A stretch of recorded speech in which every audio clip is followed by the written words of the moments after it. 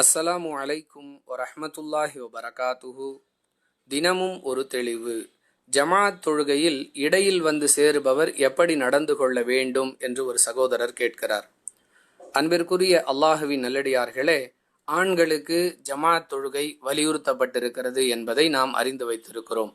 இதன் அடிப்படையில் ஜமாத்துடன் சேர்ந்து தொழுவதற்காக ஒருவர் வரும்பொழுது ஏற்கனவே ஜமாத் துவங்கி தொழுகை நடைபெற்று கொண்டிருக்கும் நிலையில் இமாம் ருக்கூவிலிருந்து எழுவதற்கு முன்பாக ஜமாத்தில் சேர முடிந்தால் சேர்ந்து கொள்கிறார். இமாம் ருக்கூவிலிருந்து எழுந்துவிட்டால் அவர் ஜமாத்தில் சேராமல் வெளியே நின்று கொண்டிருக்கிறார். இமாம் 2 சஜிதாக்களை செய்து அடுத்த ரக்காத்திற்குரிய நிலைக்கும் வரும் வரை காத்திருந்து பிறகு ஜமாத் தொழுகையில் சேருகிறார். அன்பிற்குரியவர்களே, இது ஒரு சாரார் செய்யக்கூடிய தவறு. இன்னும் சிலர் ஜமாத் தொழுகையில் சேரும் பொழுது இமாம் எந்த நிலையில் இருந்தாலும் அல்லாஹு அக்பர் என்று கூறி கைகளை உயர்த்தி 2 கைகளையும் கட்டிக்கொண்டு சிறிது நேரம் நின்றுவிட்டு பிறகு இமாம் எந்த நிலையில் இருக்கிறாரோ அந்த நிலைக்கு செல்கிறார்கள். இந்த 2 முறைகளுமே தவறு என்பதை ரசூலுல்லாஹி ஸல்லல்லாஹு அலைஹி வஸல்லம் அவர்களுடைய வழிகாட்டுதல்களிலிருந்து நாம் அறிந்து கொள்கிறோம். இமாம் என்பவர் பின்பற்றப்படுவதற்காகவே ஏற்படுத்தப்பட்டிருக்கிறார். அவர் ருக்கு செய்தால் நீங்களும் ருக்கு செய்யுங்கள், அவர் சஜிதா செய்தால் நீங்களும் சஜிதா செய்யுங்கள் என்று அல்லாஹுவின் தூதர் ஸல்லல்லாஹு அலைஹி வஸல்லம் அவர்கள் சொல்லக்கூடிய வழிகாட்டுதல் புகாரியில் இடம்பெறக்கூடிய 688வது ஹதீஸிலிருந்து நமக்கு கிடைக்கிறது.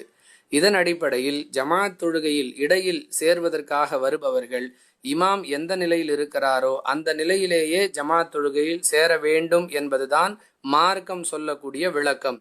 மேலும் இவ்வாறு ஜமாத் தொழுகையில் சேருபவர்கள் அல்லாஹு அக்பர் என்று கூறி 2 கைகளையும் கட்டி சிறிது நேரம் நின்று கொண்டு பிறகு இமாம் எந்த நிலையில் இருக்கிறாரோ அந்த நிலையில் சேருவதும் தவறு.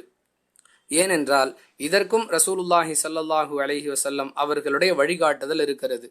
தொழுகையில் ஒருவர் எந்தெந்த சந்தர்ப்பங்களில் கைகளை உயர்த்த வேண்டும் என்பதற்கான விளக்கத்தை அல்லாஹுவின் தூதர் ஸல்லல்லாஹு அலைஹி வஸல்லம் அவர்கள் நமக்கு சொல்லுகிறார்கள். இது புகாரியில் இடம்பெறக்கூடிய 735வது ஹதீஸில் கிடைக்கிறது. அன்பிற்குரியவர்களே, தொழுகையை துவங்கும் பொழுது ஒருவர் அல்லாஹு அக்பர் என்று கூறி கைகளை காதுகளுடைய கீழ்ப்பகுதி வரை அல்லது தோள்பட்டை வரை உயர்த்த வேண்டும்.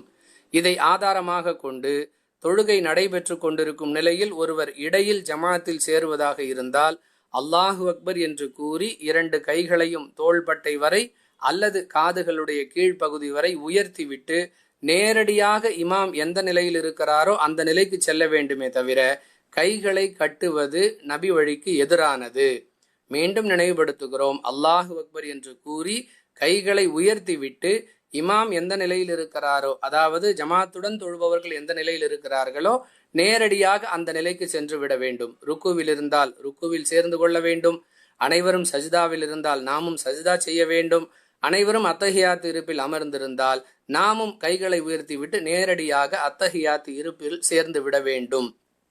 இதற்கு மாற்றமாக செய்யக்கூடிய எந்த செயலும் மார்க்க அடிப்படையில் அமைந்தது அல்ல என்பதை நாம் கவனத்தில் கொள்ள வேண்டும். வாஹிரு தஅவானா அனில் ஹம்துலில்லாஹி ரப்பில் ஆலமீன். அஸ்ஸலாமு அலைக்கும் வரஹ்மத்துல்லாஹி வபரகாத்துஹு.